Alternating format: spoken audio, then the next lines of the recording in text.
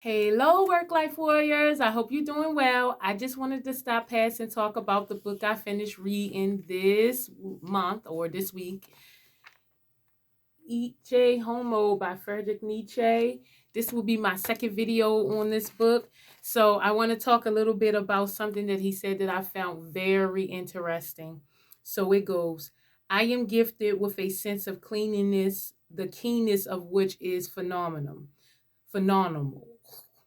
So much so that I can ascertain psychologically, that is to say, smell the proximity, nay, the inner core, the entrails of every human soul.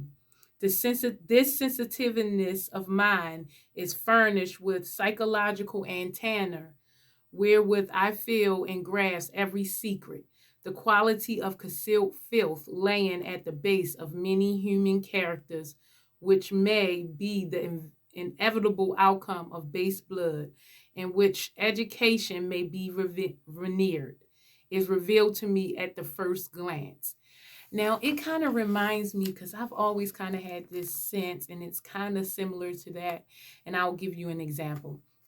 So I was working someplace, and the manager at the time said that she had an interview that was coming in, and she kind of wanted us to do some pre-work as far as interviewing the person, and that she was going to take our time, and we kind of just do a little chit chat first to kind of get to know the person, the woman, or just kind of see if they would fit into the company's culture. Okay, so as soon as the person came in, I just got really icky vibes, just bad vibes. Just, I can't really explain to you. I've had this happen so many times before, and it's hard to explain to other people. So that means that they don't believe you. Okay, so I had really icky vibes.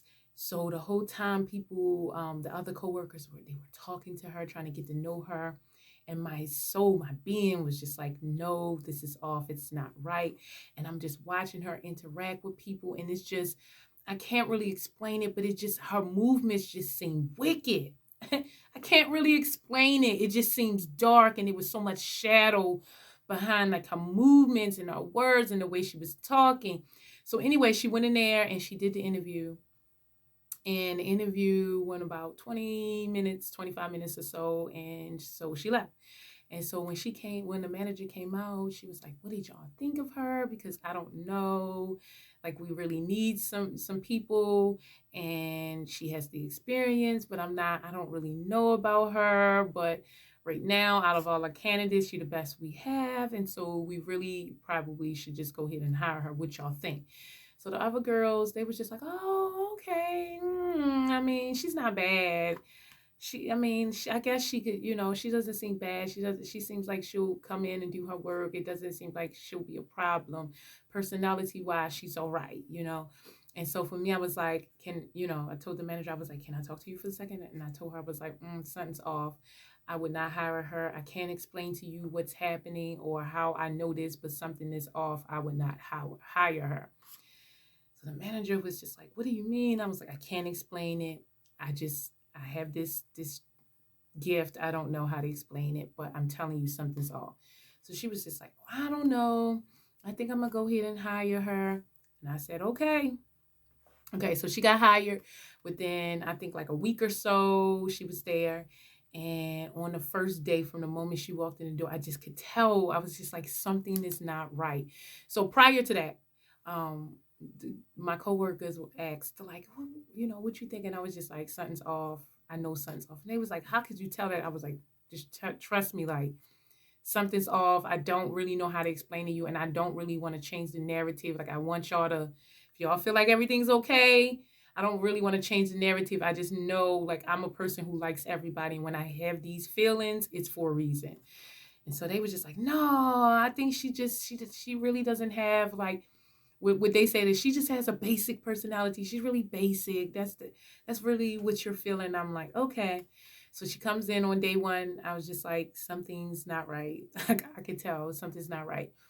So when people would turn around, because I just watched her the whole time, people would turn around. She would make dirty looks behind their backs, just stuff like that. And I was the only person catching it. Okay. So on day 4 or 5, I think it was, We were all sitting up front, just having a good old time, laughing, enjoying ourselves. And she came in for training. So as she sat down, like all of the laughter and stuff stopped just because we're now shifting modes. We were enjoying ourselves and now it's time to train. So kind of just stopped or whatever. So as the other two girls were showing her, they were showing her like how to, do the work or whatever. I was kind of just going over everything that I needed and kind of just catching up on all this extra work. Okay. So she gets up and she goes to the back. And I just noticed that she went to the back. So the manager later on, maybe like 10 minutes later, gets up and goes to the back too. So I didn't pay it any attention, but anyway, maybe about 5-10 minutes come pass, and the manager comes back up and says, "Emily, can I talk to you for a second?" And I said, "Oh, okay." And I go into the office, and she's like, "Hey, it's been brought to my attention that you're making someone feel uncomfortable. That you said some really nasty stuff to this person, which is the new girl." And I don't understand why you will make the new person feel that way. You can't say things that you want to the new person. And I told the manager, I was like, excuse me, like we don't even talk. I haven't even spoken to her. Like we didn't have any words. We didn't have an exchange. Like that did not happen. I'm not sure. Like maybe she still knew, so maybe she's mixing me up with someone else. She was like, no, she named you specifically. She like told what you had on, and she named you specifically. And I was just like, I haven't even talked to her, so I don't know. And right now, this is hearsay. If you didn't hear anything as a manager and she came and voiced her concerns to you, y'all should have solved it on that side, because I'm not even sure what happened. You can't even come to me and tell me the story, because when I'm asking you, like, what actually happened, you don't even have the story.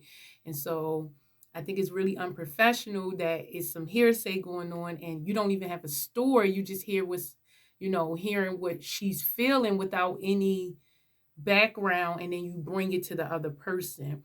When I feel like that should have been resolved over there, you should have tried to collect the story. And if you were going to approach me, you should have approached me with the facts, with the story, with the background, which there was not any of that because it did not happen. So that was early in the morning. So I was just like, look, I don't know what to tell you. I don't know where she said that. That's not true. You can go and ask around. Like, we did not have any words. So anyway, later on the day passed, and I'm just thinking back. I'm just trying to think in my head, like, what did I say? I'm self-reflecting. I'm sitting there like, what did I say? Have I said anything to her? Like, what am I doing? Am I showing up? Like, what could have possibly happened? Maybe she got me confused. So the manager, as everyone's talking and laughing, I'm in my head self-reflecting, trying to figure out what is going on. She calls me into the office and she's like, "Hey, I noticed that you're different after our conversation. I just want to know what's going on, because we don't want vibes like that." And that was the vibe that she was telling me that y'all had after y'all had your disagreement. And I'm just like, what? I am just processing what's happening. I'm very confused about what's happening. I'm just going over details in my mind, and that's all. Attitude, like, this is not that serious for me to have an attitude. Like, I'm here voluntarily. I can leave at any time. So, like, I'm not in a bind where I need to be here. So it's not that serious to me. For growth purposes, I just want to know. So I'm self-reflecting. So she's like, okay, well, I hope our vibe get back. So we go sit down, whatever, and I'm just thinking. So she goes, "Hey guys, it's time for us to get our yearly, thank you shirts or whatever, or thank you, Neil, your paraphernalia for being with the company. So what sizes do you want?" At this point, I'm thinking, if I have bad vibes with this girl from the moment she came in, I haven't said anything unpleasant to her. I just said, "Hey, how you doing? Nice to meet you." That's it. She just told a whole lie on me. Maybe it's best that I just don't work here, or I transfer, or I go back home, stay home, because I don't, like, so what? Okay. So I'm thinking, like, yes, just go ahead and give your 2-week notice. So as the manager is going around like, what size you need, what size you need, which size. So she comes to me, she's like, what size you need? I'm like, give me a second, let me think about that, and I'm gonna let you know tomorrow. And she was like, can I see you in the office? So we go in the office and she was like, I just don't understand why you don't want to tell me your shirt size, what you thinking about planning on leaving. I said, I'm just trying to work some things out in my brain and I'll let you know and you'll know when I'm ready to leave because I'll give you my 2 week notice. And she was like, oh no, I don't need no 2 week notice. I'm trying to build the team and you see me trying to hire people and bring people in. So if you're gonna leave, I think it's best or I would prefer for you to just go ahead and leave now and not let me depend on you and then you turn around and leave.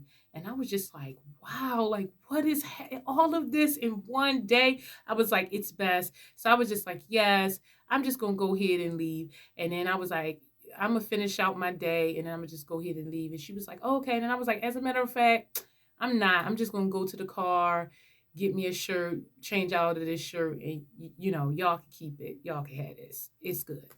So I took off the shirt or whatever and gave it back to him. And so I just said bye to all of the coworkers, and they were so confused except for her.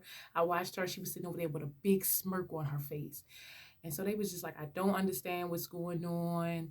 And all of them came up to hug me, and I was just like, no worries, we're still friends, we'll still talk, we'll still hang out. And I, went off to my car. So the next day they texted me. I'm just like, well, I was lied on. It made it a hostile environment. I don't necessarily need to be there. So I'm just going to remove myself because I pursue peace, joy, and truth. I don't want anything else outside of that. So I removed myself. So within 3 days, I wake up in the morning to phone calls from all my coworkers. My phone was blown up, okay? So I finally look at the text that one of my coworkers sent, and she was saying, hey, did you see this? And she showed me a news broadcast of the actual, okay, so let me rewind. What happened was, so 2 days after I quit, she was caught in the back unscrewing the security cameras. Unscrewing the security cameras because she was planning on robbing them. Lo and behold, I was right. So she was planning on robbing them, and she was caught unscrewing and disconnecting all the cameras back there, and trying to like prop open the door so she could rob them. So the next morning when they looked at the footage and they saw it all on the footage, they was like, oh my goodness. So they decided to fire her.